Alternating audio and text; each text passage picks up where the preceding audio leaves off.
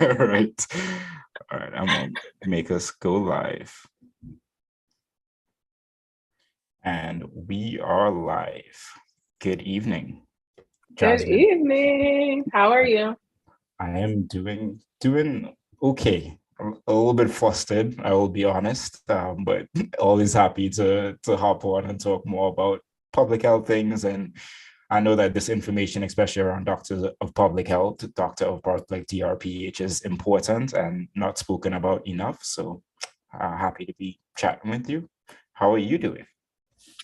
It has been a week, but oh wait, it's only Tuesday, right? I'm not supposed to say that. I've been okay. I'm preparing for classes to start up again. So just trying to enjoy the little bit of chill that I have before back in the full swing of things. Okay, well that is good that you get a period of chill. How exactly? Oh, oh wait, you broke up a little bit. Was that me?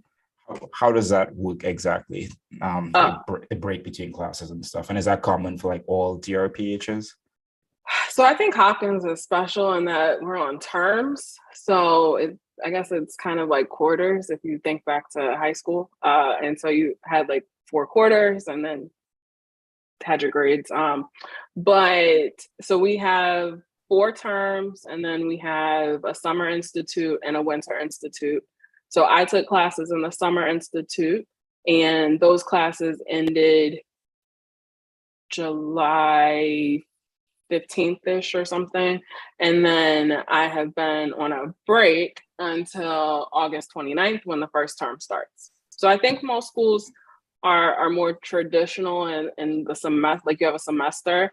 But Hopkins, they want to be special. Yep, definitely. What's up, Jace? I see Jace in the background there. Yes, and Ginger's over here too, but you can't see her. Oh, is Ginger a cat? Yes. Okay. And just so you all know, we are going to get into DRPH stuff and fellowship stuff.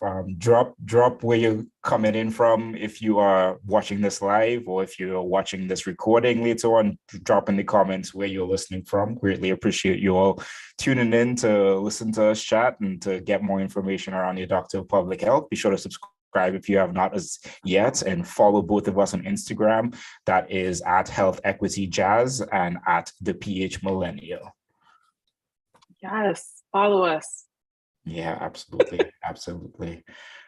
So I guess we could hop into things just to get things started here. So and I know you just shared a little bit about your long week. Granted it is Tuesday, but I'm glad that we are getting some time to chat here and share some good information. Hopefully a lot of people are able to use this information. I feel like especially when it comes to finances of public health programs, it's very important to understand.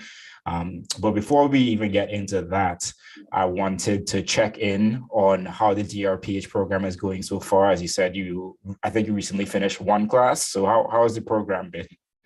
So I was a little bit overzealous in the summer. So I took 4 classes, but 2 of them were elective classes. So they were just 1 credit. I had class for 2 days and then we had a final paper at the end. The 2 other classes that I took were for the program and one was a leadership course that we were required to take as a first year DrPH student coming in.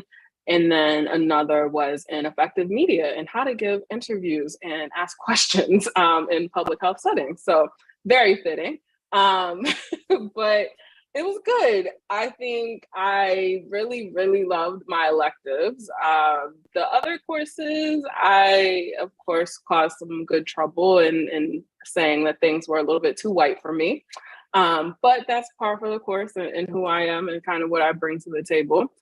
But it was good. It was a good kind of, even though it was 4 classes, it was a good approach into coursework again, remembering how to write a paper, thinking in those ways, and reading articles that you kind of already know the information, but you're just like reading it and it's affirming all the things that you know and navigating that you feel angry about certain things and this is, what I'm going to be doing for the next 3.5, 4 years, getting angry about things that I know. So Yes, that is the matter of fact for many Black people in public health, especially ones who are going up to those higher rungs of education, where you're digging deeper into the data. Granted, we know a lot of the data already, and we really need to find the way to get solutions. And shout out to you for being a good troublemaker and pushing back on the class of it. However, because I think that's important as well.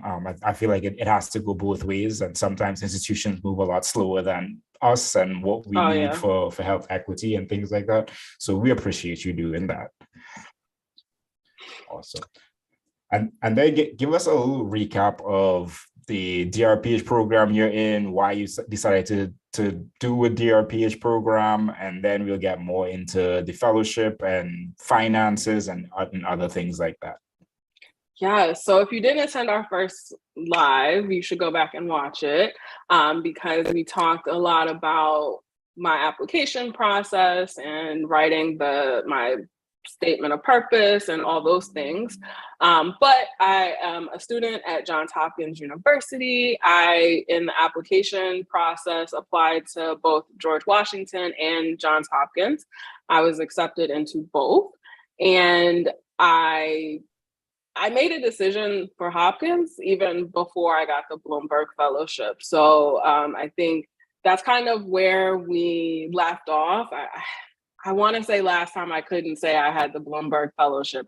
I was just allowed to say that I was going to Hopkins. So now we can talk about all the things. We can talk about the Bloomberg Fellowship and what that means, and what I would have done had I not gotten the fellowship, because in my mind, I had made a decision even without getting the fellowship. My experience with George Washington was just very different from that of Hopkins. So within Hopkins, I am concentrating in health equity and social justice. My focus will be adolescent health, and that's paired with the focus that I have in the Bloomberg Fellowship. So it's kind of perfect for me in the sense that I get to really marry two things that I think don't always get put together in conversation, although I don't know how you talk about health equity with not including adolescent and youth voices, but we do that in this country because we don't value youth perspectives. So that's what I'm studying. It took a while to get all of that information together. So I know a lot of people are just starting their applications now with the SOFIS opening up, and the Bloomberg Fellowship application is up as well. So if you have questions, if you have, you want a second eye on a statement of purpose, I'm happy to help with that. And I will plug myself that I am starting a newsletter. So if you follow me on Instagram, you can find the link there. Or if you're following me on Twitter at Health Equity Pro, PRO, you can sign up for the newsletter there. And I'll go into a little bit more detail on that. Awesome. And if you're reaching out to Jasmine for some of her information, she'll also send you a PayPal link in case you want to send us some money and donate to the cause, because I think that's also important. And it's something that I'm being a lot more intentional and conscious about, especially I feel like with the amount of time that we do both like living life, going to school, and then giving to the public health community at large. I think like compensation doesn't hurt. That's for sure. That's very true. I appreciate that. Yep. Yeah, of course. And if you do have like a PayPal link or any other kind of form of payment, just let me know and I'll put it in the description of this and put it in the description for the podcast as well. Awesome. So tell me more about the Bloomberg Fellowship. What is the Bloomberg Fellowship? Sounds very prestigious. So congratulations. But tell us more. What exactly does that mean? Yes, so Hopkins has a Bloomberg American Health Initiative, and that essentially means that Bloomberg, Michael Bloomberg of New York fame and all that, he donated lots and lots of money to Hopkins and said, here's some money to fix American health issues in 5 focus areas: I should probably know all the focus areas. I'm probably not going to remember them all, but I know that it's something like violence, food systems, adolescent health. That's the one I'm in. And yeah, so again, look it up. There are 5 of them. But essentially, there are fellowships for master and public health students, as well as DrPH students. On average, I think they offer about 40 to 50 for the MPH, and then about 6 to 10 for the DrPH. It is a full grant that, if you do not meet certain criteria, could turn into a loan. So I think it's important to be transparent about that, right? That like, if you were to say all of a sudden not want to do one of the focus areas, or not want to complete kind of the criteria that they have, you would be expected to pay it back at like a 1% interest rate. So transparency on that. But essentially, you are then, if you are accepted into the fellowship, you are paired with a Bloomberg professor at Hopkins in one of the focus areas. And for the DrPH, there are certain criteria in terms of the courses that you take, how many have to be in person versus online. There is a requirement on, of course, that your kind of dissertation or whatever you end up doing at the end of the program is within the focus area that you're accepted into. And then there are different opportunities to present there's like a Bloomberg conference. Of course, there's a desire to have more and more people kind of speaking about the work that they're doing in these focus areas, and really being a leader in how we think about these focus areas within specifically the US. For the MPH, there is a stipend. So they took away the DrPH stipend. I don't know why. But the MPH students get a $10,000 stipend. I think it's paid out in 2 kind of installments, and you can use that for traveling to campus and all the things that kind of are associated with your degree if you're completing the MPH. And yeah, I think that there are other requirements in terms of, like, I have quarterly meetings that I have to go to, and kind of things that are outside of the normal DrPH student. But for the most part, when I'm in class, right, there's nothing that says that I'm a Bloomberg fellow in the class. So I'm just like everyone else. It just so happens that I am not having to make some of the financial decisions that my classmates are making.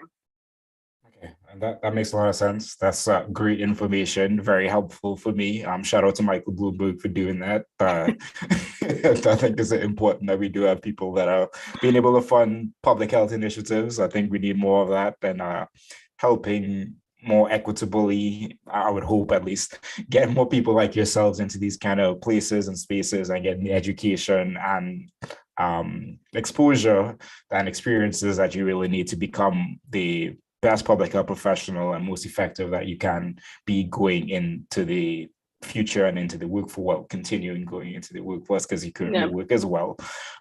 So I appreciate that. And as well as like the transparency on like it being a grant, and then it could potentially turn into a loan if you don't meet certain requirements.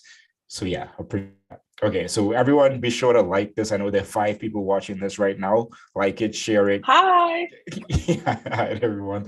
Appreciate you. If you want to comment and let us know where you are watching this from, that'd be awesome. Always nice to interact with people. And yeah, definitely share this and share it after it's done. And it's also going to be live on the podcast platform, so that you can listen to it there as well. Okay. So sorry, one thing. So you mentioned that I'm working. I forgot that part. So for DrPH students, it is a requirement when you are applying with your collaborating organization. And so essentially I work for Care First. I had someone at Care First fill out a portion of my application, because I am essentially saying, in partnership with the organization that I work for, that I will be able to achieve X in the focus area. So that is a piece of it. You are coming in tandem. And so that's where some of the potential of it converting into a loan can happen. if for say some reason you potentially leave your organization or you're fired or something like that, that's where you could get into some of those muddy waters that are there. And then once you graduate, you are expected to stay with your organization for 1 year from like completion of your classes, because again, the thought is that you are selling yourself on this ability to achieve X in whichever focus area through the work that you have been doing. Or I think some people have been newly hired and gotten the fellowship as well, or what you're expected to do in the future with that organization. Okay, that is also a very important thing to note. And back to before we get into like more of the finances and stuff, back to how did you choose, or like how were you chosen for the adolescent health track of the Bloomberg Fellowship? How did that work? So just like when you choose a concentration at Hopkins, if you apply to the fellowship, you have to choose the track that you're applying for. So you can't really change. So you better make sure that you are invested in what you apply under. So for me, I've always been very drawn to adolescent health and to the space of adolescent resilience, and really thinking through how we better adapt kids to the things that they go through, with also understanding that they don't have to be going through the things that they're going through, and we should probably figure out some of that upstream stuff as well. And so my application, my statement of purpose, everything really spoke to adolescent health, even within my application to Hopkins. So there are 2 separate application processes. From what I understand, the fellowship doesn't read your statement of purpose, they just read what you send to them. But I felt like it was important that if I'm applying to this, you can see from both ends that adolescent health, health equity, and social justice are how I plan to marry my DrPH. That's awesome. And yeah, that was going to be my next question. So thanks for clarifying that right off the bat. Thank you, Sarah and Victoria, for tuning in. Be sure to like it and share it with a friend. Greatly appreciate you all joining us in this conversation. Okay. So how is the decision for getting into Hopkins and getting into the Bloomberg Fellowship different? So they're independent, but it's like essentially a stopgap. So you have to get into Hopkins in order to then be considered for the fellowship. So Hopkins has to make a decision. From what I've heard, if the fellowship gets your application and they really kind of want you, I think they can kind of talk to Hopkins and say, hey, like, we really want this person, but you essentially have to get into Hopkins. You have to meet all the criteria to get into Hopkins before you can be chosen or kind of reviewed for the fellowship. So there's a delay in kind of knowing also. So I got into Hopkins March 1st, my birthday. This is why I'll always remember. And then I didn't find out about the fellowship until like March 22nd or something. I ended up actually making my decision to go to Hopkins on March 11th before I knew about the fellowship. So I had to think about money before I even got the fellowship. Okay, so just broadly speaking, because and I know like to that point, it's like you want to do this program, you have to think about the finances of getting into this program. Thankfully, you're able to get into the Bloomberg Fellowship, which helps and supports you financially throughout the program, as well as supports in other ways as well. So what is the I guess the overhead or like the entire cost or approximate cost of the DrPH, and then what does that grant process for the fellowship look like? So the fellowship, okay, so I believe per credit, a Hopkins per credit course or per credit is like $1,500. In order to graduate, you need to have 64 credits. So people do quick math for me. I can't do it. Essentially, this is like an $80,000 degree. Okay, so that's number one. And then you can space that out however you want to, up to 9 years. Okay, so you have 9 years to finish. The average, I believe, is 4 to 5 years. And if you're really aggressive, like my friend, and I'll shout out Dr. Hickson, she finished in 3.5 years on a very aggressive track. She would have been finished in 3, but COVID. Okay, so you can figure it out how you want it. But I think the reason that it takes people longer is because most individuals are paying out of pocket and or through loans and or through their jobs and the like student financial assistance through jobs and things like that, right? So the fellowship will pay for up to 64 credits. So they'll pay for everything. If you are overzealous and annoying like I am, I think I probably at the end will be over my 64 credits. I've planned it out. There is an adolescent health certificate at Hopkins. I feel like if I'm doing this, and hopefully this is the last time I'm in school, I'm getting that certificate as well as at DrPH. So that means that I'm gonna be, I think 7 credits over. It's fine. CareFirst will pay for that through their $52.50 that they give for student loan, or not student loans, but for educational assistance. So that's how you kind of have to think about it.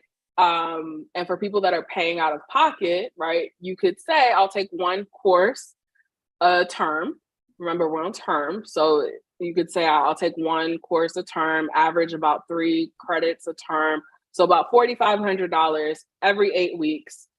You can take leaves of absence if you potentially, can't afford it, finances change.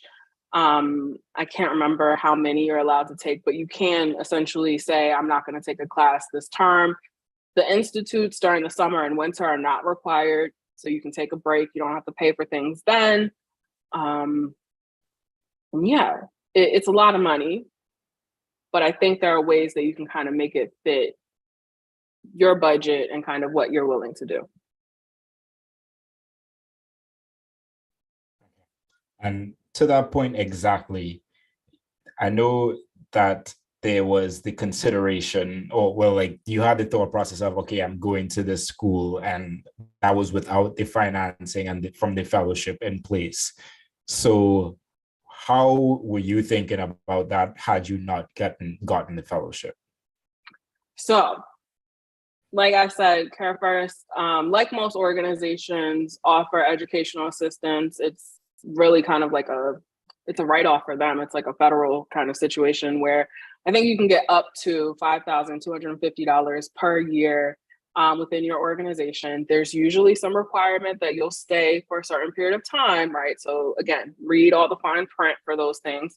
But then as long as it's, and again, this is the fine print with most organizations, as long as it is within the parameters of your job description and or will help in the work that you already do for the organization. Okay, so I told myself, okay, cool, I'll take out that $5,250.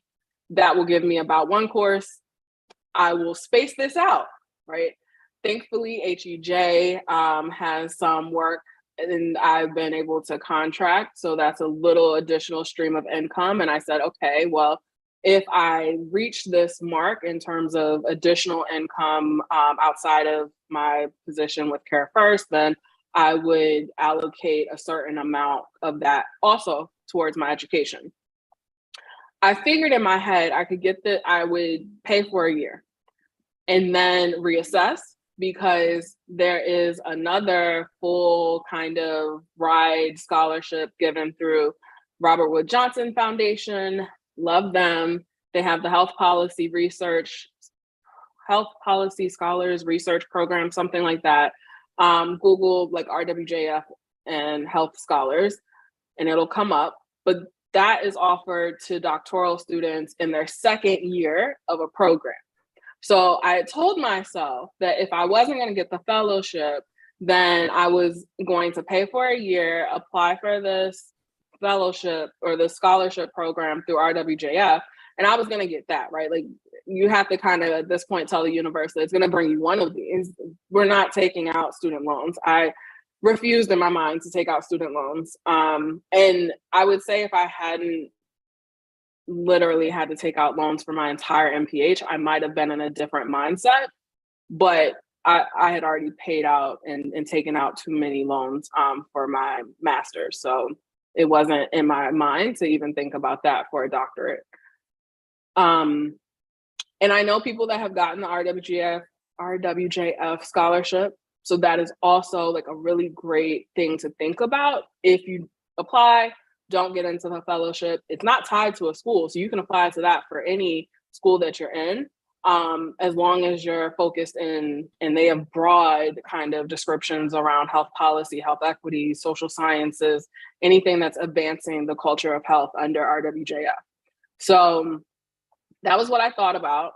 And then I'd also done some like piecemeal looks at scholarships, mostly the ones that are based in, you know, you're a Black student.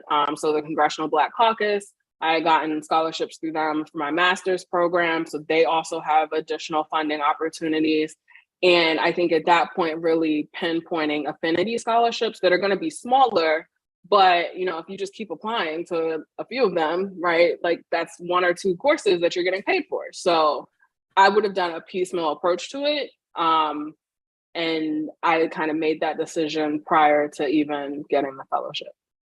Okay, that makes sense. And then what do those, like, I'm guessing you're most familiar with the Bloomberg Fellowship, but the other ones, are they like very extensive application processes, or can you speak about that? I want to say like, so smaller dollar amount scholarships, I think are a lot easier. It's probably 1 or 2 paragraphs. Tell us why you're great. Give us a resume. We'll get back to you. When you start going, and I will say the Bloomberg Fellowship, I had no idea it was as extensive, not even on my part. So I think there were 4 questions that I had to answer, and you're given a word limit. So be mindful that you have to get a lot kind of crammed in under their word limits. But from my sponsor at work, she said that her side of it was very extensive. And so I think be mindful who you're asking to fill these things out for you, because you don't want to get into a situation where I see all the time on Twitter that people are just trash when they're giving reviews and doing the things that you would hope that they would naturally give you glowing kind of recommendations for. If it's extensive and they're just in a bad mood or something, like, you don't want that person to be the person that fills this out for you. I'll be honest, I did not end up looking at the RWJF application, so I'm not sure how extensive that one is. I know it's closed right now, but their cycle usually opens up, I think, in the winter or so. So that makes a lot of sense, and I appreciate you all. Thank you, KM23, checking in from Ann Arbor, Michigan, and shout out to Naisa. Hope you're doing well. Haven't chatted with you in a while, but yeah, appreciate you all joining us, I should say. Be sure to leave a like, to share with a friend, and follow us on Instagram, once again, at Health Equity Jazz for Jasmine. She does have a newsletter that she's going to be sharing more information about her DrPH journey and all that jazz, so you don't want to miss that. So check out her profile on Instagram at Health Equity Jazz, JAZZ, at the end there, and then at me at the PH Millennial. Greatly appreciate you all. You know, I was going to ask something and I literally forgot. I should have written this. This is why I write things down. but it's okay. You have now, like, you just had COVID again. So I feel like you get like a new 2 months of brain fog that you can just say, oh, it's COVID. Like, don't worry about it. Fair enough. Definitely makes sense. Well, since I can't remember that exact question that I was going to ask there, how has the DrPH been like balancing it? No, okay, I remember my question. How do you go about asking for the sponsorship at work? Like what was your thought process in thinking through that person and approaching that situation? So and I think most organizations are kind of matrix, that you end up working with lots of different people, even outside of your department. So I before I even started applying, met with almost all the VPs and said, hey, I'm applying to this program. Don't need anything from you yet, but letting you know that I'm applying. So everyone at that point already knew that this was happening. When I started to get more into the application process, I have a mentor at Care First, Dr. Destiny Simone Ramjohn. She's amazing. She's our VP of Community Health and Social Impact. And I was in constant communication with her about the application process. She read my statement of purpose multiple times, gave lots of great edits and thoughts and restructuring, reframing. And so it was natural that I would ask her to be my sponsor for this application. I would say if you don't already have a mentor, you have some time. The applications aren't due until December 1st, I believe. Actually, it might be like December 15th for the fellowship, December 1st for Hopkins. But in any case, around December, you have some time, right? Build relationship with people so that you know that they're going to be the person that takes the time to really write compelling arguments for why you're amazing and deserve this, versus cold calling, emailing, and saying, hey, I'm applying, can you just sponsor me? Because again, she said it was extensive. So I don't think you want to just throw that onto somebody. And I took the approach that I wanted to have someone as high as possible to write it without going to like executive leadership or the CEO, right? I don't know if that's necessary, but I feel that if you do have the ability to make relationships with people in a higher position in your organization, it reads better because it says that not only do they know who you are, but they respect you enough to say, I'm willing to invest this time into this process with this person. Okay, that makes sense. And I think that's like maybe taking, and I don't know if this is inflammatory or insulting, but like taking the recommendation letter and kind of putting it on steroids, just making sure that you're fostering that relationship beforehand, letting them know that, okay, this is what I'm thinking about. I don't need anything from you right now, but this is what I'm thinking about. We can continue the conversation going into the future, which I think makes a lot of sense and definitely helpful. Always helpful to have mentors or people that are higher up in your organization that are willing to vouch for you, as well as take the time to fill out, as you said, an onerous application process, which is awesome. And I once again can't remember what I was going to ask. The question, the beginning to the question was talk to the value of, and I forgot what I was going to. Oh my god. But yeah, talk. Let me see if I can think about this while I say it. So talk to the value of. No. Oh yes. What was the value proposition that you brought to that VP to say, hey, this is like what I want to do? Did you have to talk about how this would impact your role at Care First, or what you envision this would do to benefit you as well as them going into the future? Yeah, so I did essentially a gap analysis in why this was important and why we should do this. So I think it's a little bit easier for me because adolescent health is never focused on in most spaces. So usually there's always a gap, and I was already filling that gap. And so I said, I need to be the thought leader on this. And so this degree will allow me to make the connections and to further my ability to speak to why it's important to continue or to start to include adolescent health and youth perspective in not only insurance, but in public health and health equity. So I think at that point, it was kind of like a no-brainer, like, well, duh, like if you're saying that this is a gap and we need this, then of course, like we should support you in this. What I will say though, for the Bloomberg application, and honestly, I think with a lot of these questions, whether it be the Hopkins application itself or the Bloomberg application, there are a lot of ways in which you could read the question and get like completely different ways to respond to it. So part of the mentorship that I think is important is having people read that question with you have them say how they would answer it, and then you say, okay, well, actually, but this is how I was thinking of it, and then figuring out like which one is the best. And so I think in some of the places where I was looking at it from a deficit mindset, my mentor was like, no, like you need to explain how the work that you've been doing is kind of fitting this, and you're just going to use this to further expand it.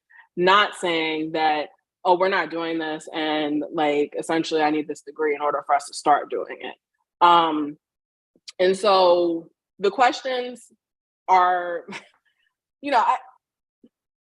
it's not like a test, but sometimes it feels like a test when you're answering these open-ended questions. I think the one that really like kind of stuck to me was, so with Hopkins, there's I think like 4 or 5 supplemental questions, and then you have your statement of purpose. The statement of purpose is probably what they all like read over and over and over and take through. But I think they also use these other questions as weeding out to some degree. But there's a question about your comfort level with qualitative and quantitative research. So I was looking at it from the stance of, oh, I essentially need to say that I don't really have those skills right now because I don't use them in work, and my master's degree was so long ago. And just being very honest that I was not that comfortable. However, my mentor was like, no, you don't tell them that you have a deficit in these things. You say that you've been doing X, Y, and Z, and then this degree will help you do, further what you're doing. So again, it's helpful to have people look over these things because you could be thinking one thing and then really just need to reframe your thoughts. Yeah, that's absolutely awesome. And I love that. I love that you started with we. It's like we, and then as well as bringing in the gap analysis to show like, hey, this is how it can benefit all of us, not only myself in getting this education, but the organization as a whole. There's this gap in how we're thinking about adolescent health. And this is a great opportunity for us to close that gap, fill that need, do that work, which I think is important. So I appreciate you sharing there. And everyone else, if you have any questions, be sure to drop them in the chat as well, or feel free to reach out to Health Equity Jazz on Instagram afterwards, if you like to ask the questions in more confidentiality. But I know we're a family here and we're friendly, so be sure to drop those questions in the chat if you have any. Okay, so that makes a lot of sense. So the question that I was going to ask 2 questions ago before I got the little brain fog was, so you've been in the program now, you've completed some courses. How has it been between your DrPH work and life? So I think it was going well, and then I got COVID. So the fun part of the fact that we're still in a pandemic. So I'm not sure where I got COVID. I did take a class in person. At the time, classes were masked. They're not now. So we're going to pray on my immune system. But I ended up getting COVID 2 weeks into the term. So it really delayed how I was feeling and just kind of like last items that I needed to complete. But prior to that, even though I was taking 4 courses, so credit-wise, it was 8 credits, it was manageable. And I think it depends on kind of what type of student you are and where you are in your position and whether you work in person or at home. I work at home. I have a flexible day. I can kind of, as long as I'm not in meetings, fluctuate like how I do things. That's why I was able to take class in person. So yes, I slept a little bit less, but it wasn't to the point where I was just like, wow, why did I decide to do this again? And I think it'll vary. I am going into this next term taking 3 classes. I have been advised by almost everyone not to do it, but I also think that I, at one point, when I was doing my master's, I was working full time and doing my master's full time. So I think my experience with work and school is just very different, given that. I also don't have kids, just have my pet children. So I think I can, I can be flexible in how I do my life, and how I do my job, as long as, I stay productive. So it wasn't horrible. I'm still here. And I got COVID and I still made it. So well, that's all good signs. And I guess to the point of that is like knowing how you balance that, knowing your stress and tolerance levels of doing classes and working, as well as knowing that you have the opportunity to finish it from 3.5 years all the way up to 9 years. Granted, some people want to finish it quicker, but again, balancing that with your mental health needs and all the other things that go along with it is very important. So Victoria asked, where can we find the recording of you talking more about DrPH application process? So you can find that if you go to this channel on YouTube, just click on the channel link and it should be one of the more recent videos that were there, as well as you can find it on the Public Health Millennial Career Stories podcast platform, podcast on all podcast platforms. It's going to be changed to the Public Health Careers podcast, as some of you all have seen on Instagram. So you can just search up there as well, and you would see it's not a numbered episode on the podcast, so you'll see it stand out as like a live video, and you can check in there, as well as feel free to reach out to Jasmine, Health Equity Jazz, on Instagram, and I will be sharing her PayPal or whatever other means to come. I think I have it linked in my link in bio. So it might be a little bit easier if you go to my page. I'm pretty sure I elevated it in my link. So awesome. So at Health Equity Jazz on Instagram, click that link in bio and you can find it there. Victoria, appreciate the question. So I guess wrap it up. Is there anything else that you like to share with people around your experience, or how are you feeling, or anything like that? So I asked people to kind of tell me what I should talk about in my newsletter. And an interesting question came up, and I think I'll start here and then finish in my newsletter of how that question came up in my mind. So the question was, has starting this DrPH or the process, how has it impacted my identity, or has it changed how I identify? And I think it's interesting because had I been younger in trying this or thinking it through, I could see how the process, I could see how the classes would potentially change your perspectives on things, or change how much you're willing to say about something, how much trouble you're willing to make, right? But for me, I think I waited the perfect time where I came in knowing 100% who I am, what I bring to the table, and what I want to do in the future. And so this degree doesn't change or define me in any way, beyond the fact that, yes, I know that putting on my application anywhere to any future position that I have a DrPH from the #1 public health school, right? That opens doors that may not have been open before. And so that's how I'm looking at this. Yes, I think the education is going to be great. The opportunity to write a dissertation and to write 3 manuscripts, because I'm not writing a dissertation, let's be for real. But that opportunity is great, right? But for me, I see this as Hopkins is lucky to have me as who I am right now, and this does not define me by any means. If I were to end up leaving for whatever reason, right, I won't let that define me. Whereas if I was younger, and for people who are new to my story, you can go back to our very first conversation, right? I was in medical school. And at that point, when I left medical school, that absolutely defined who I was at that point. I felt like a failure because I had left what I thought was who I was supposed to be.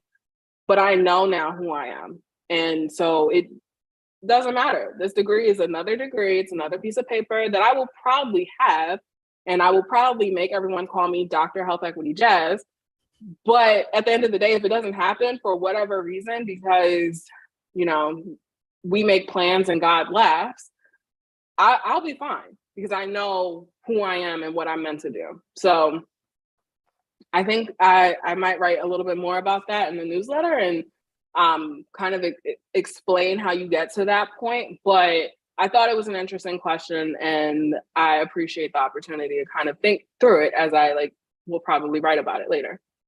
Yeah. I think that's awesome, and it's great to have, because I feel like a lot of times it's easy or like easier when we have a prompt in front of us from someone who's asking this insightful question that they've thought about for a long time to help us guide what we want to like talk about and things like that. And like to that point, you're starting this newsletter, you're doing the DrPH, you're doing the Bloomberg Fellowship. How can people reach out and ask questions to you so that you can cover them in your newsletter or in other forms of content? Yeah, so, you can slide into my DMs respectfully, say hi first. So you can send me questions there. You can send me questions on Twitter. I'm open to that. You could even, send questions on my website that exists, healthequityjazz.com. And I'm open to discussing as much as possible that feels comfortable for me. A few people have asked if I would ever share my statement of purpose, and I'm still, when I say I was transparent in that, I was very transparent. And it's not that I feel ashamed of anything that I've been through or anything that I've experienced in life. It was a very personal kind of, all the tears type statement of purpose for me. And I don't know how comfortable I feel with that being out there to the masses. I might share portions of it to give people an idea of kind of, how do I frame what I want to do and how do I integrate, because I do think it's important to name drop professors and things, like let them know that you actually are on that website. Don't make it a blanket one. Okay. But I might share portions of it, but I don't think that I feel comfortable sharing the entire thing. But yeah, send me questions. I'm open to thinking through all the things. I know it's a daunting process and it can seem like it's a never-ending process, but it'll end and you'll get a decision. And I hope that all of you get in if you're applying, whether it be to an MPH, a DrPH, a PhD, anything that you're looking at. And if you don't, apply again. Absolutely. Getting rejected once does not define you, and I feel like you define yourself and how you react to that decision, regardless of anything. But yeah, I appreciate those insights, and I think like keep your peace. No need to share something that's gonna make you feel any certain way.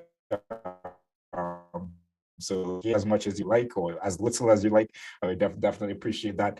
And I guess the people here listening and who will continue to listen to this episode and other episodes just know that me and Jasmine are working on some collaboration. So you all will see some new things coming out in the near future. So look out for that, and be sure to subscribe and follow along with both of our platforms. Greatly appreciate all of you that tuned in live today. Shout out to Victoria, Naisa, Sarah, and whoever else was on today. Greatly appreciate you all. That means a lot, especially knowing that I didn't promote this episode as much as I did on the first one, just because life. But greatly appreciate you, and like greatly appreciate you, Jasmine, as well, for coming on. Always eloquently sharing your story and your insights, and I think it's greatly appreciated. And I know that we're going to talk a lot more about your DrPH both personally and publicly, or privately and publicly. So be sure to continue to follow along, because I'm excited for this journey. I feel like we're all on Jasmine's DrPH bus. This is a community DrPH. We're all getting one. We'll all be invited to the graduation. I'll be honest that I am also on that accelerated pace. I am hoping to be done in 3.5 years. We got things to do. So the goal is to get that DrPH by 40. So. Awesome. Well, we will be sure to follow along that journey. I'm sure that we'll have a lot more discussions about that in the coming weeks, months, years. But we look forward to seeing where all this takes you and how it forms, how you form your path with all of this information and all the other experiences that you're going to get throughout both the DrPH, the fellowship, being a content creator, being a public health professional, being a Black woman in public health, and et cetera, all the intersections in between those and all the other ones that I didn't mention. So I appreciate that. Be sure to subscribe if you have not as yet, everyone. Leave a like on this video, share it with someone else. Yeah, and I appreciate you all. Is there any last words that you want to share, Jasmine? No, but if you are interested, so I should have said yes because I'm going to continue talking. Anyway, but subscribe to my newsletter. It's going to come out before school starts. So that's my promise. School starts on Monday, so it will drop sometime before Monday. I don't know which day, but it'll drop before then.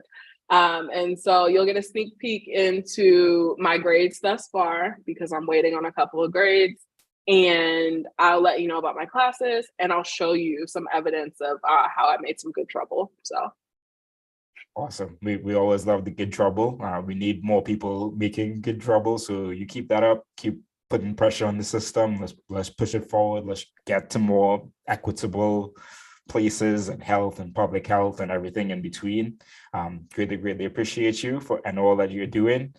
If you have not joined the Discord as yet, be sure to join the Discord as well. Both myself and Jasmine are on there. We're going to be doing some cool things on there as well. So join the PH Millennial /join. But thank you all, and have a great rest of your night, and have a great week as well. Take care, everyone. Be sure to subscribe to Jasmine's newsletter as well.